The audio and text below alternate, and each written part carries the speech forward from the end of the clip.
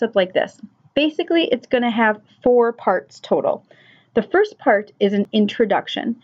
In that introduction, you need a bunch of stuff. So you need all this stuff right here. At the bottom, your working thesis, which you developed in Lab 3, and the thesis for this paper. Now, this is an incredibly confusing concept at first, but let's talk about it more and you will totally get it. So, any researcher goes through the process of researching, and it doesn't go from nothing to the final paper in one draft. It doesn't happen like that. Several things happen along the way. Number 1, they make a working thesis just like you did. And then number 2, they usually have a proposal form that they have to submit to somebody, whether it's their boss or the grant organization or their professor. And then after they do that, they do something called an annotated bibliography to go over preliminary sources for their paper. And then after that, they might do some critical analysis of those sources. So there's several papers or assignments along the way, even for professionals in the field. You don't just go from, I have a thesis statement to, I'm going to write my final paper. Nobody does that because you would not have as good of a final paper if you did that. So with that being said, when you develop your working thesis, it's what your final paper will prove true. Your thesis statement will emerge from doing all this research and adjusting your working thesis, and your final paper will prove your thesis true. However, any main point of a paper is the paper's thesis. So if the main point of paper 2 is to prove to me that you should be allowed to go forward with your research, then your paper 2 thesis is my research warrants approval. My topic warrants approval. Even though you're going to tell me your working thesis somewhere in the introduction, your main thesis in the introduction should be my topic warrants approval.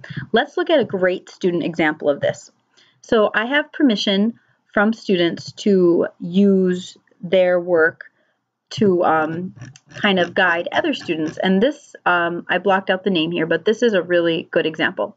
And it's as simple as this. So this student wrote about video games, which are really interesting, and I love video games. I play them way too much. So for her thesis, she wrote that she would like to write about the impact of pink games on the industry. Pink games are games that were originally created toward women, created by women, or had more feminine aspects at the time when video games were more binarily gendered. The featured aspects of these games can be found in most video games of this technological era. Pink games have covertly influenced, so here's her working thesis that she came up with in her Lab 3. Pink games have covertly influenced the basic gameplay and design of most popular video games. That's her working thesis. Her main paper thesis. My topic warrants approval because it focuses strictly on the past, and my fascination with this little-known topic will generate effort into research.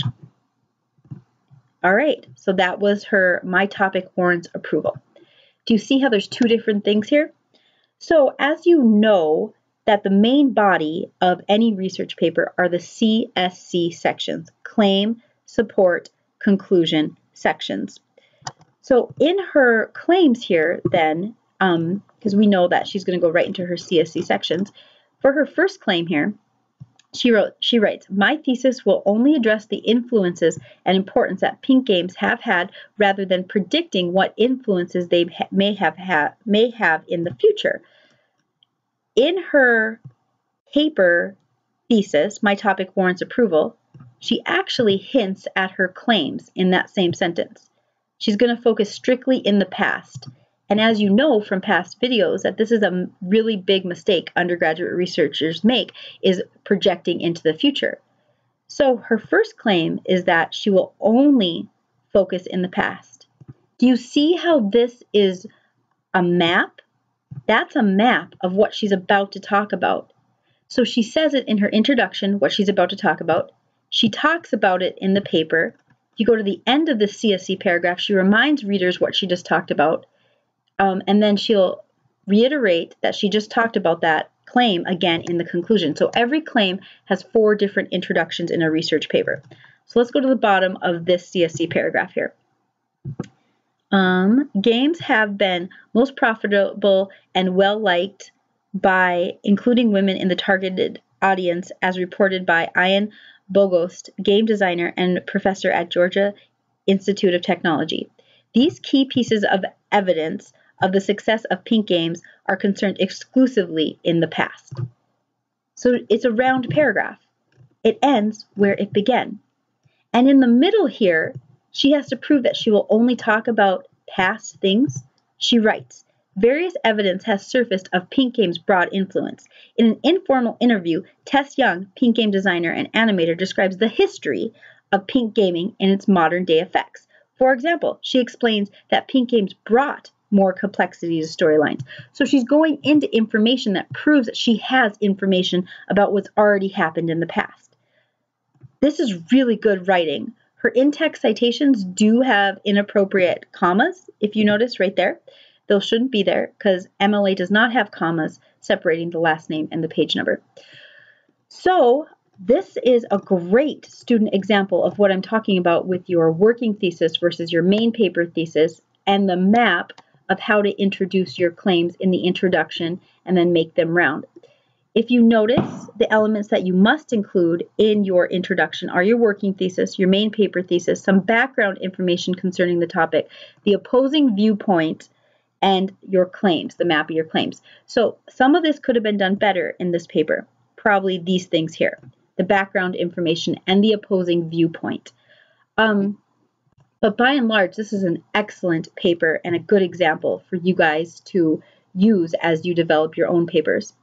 So some claims that you can choose from while developing your own papers include that you have prior knowledge of the topic, that your thesis and the topic avoid speculation concerning what should happen and focus on the provable. That's what she had one of her thesis statements on, but instead of saying those fancy words, she just said it'll focus in the past. Strictly in the past. She kind of whittled it down. There is abundant research to support the topic. If that was your claim, then you would show me that there was abundant research in your evidence by citing the actual research that you plan on using. So that means you would need in-text citations. But if your claim is that you have prior knowledge of the topic, you wouldn't cite yourself that you have prior knowledge with an in-text citation. So you would not need in-text citations for that claim.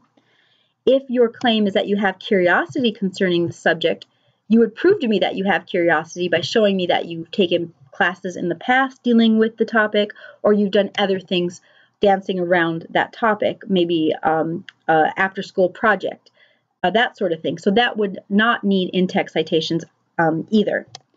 So then from there, we move on to the conclusion. And the conclusion really goes over your main thesis, your working thesis, and the claims of your paper. And that's it. So that's the body of what your paper should look like.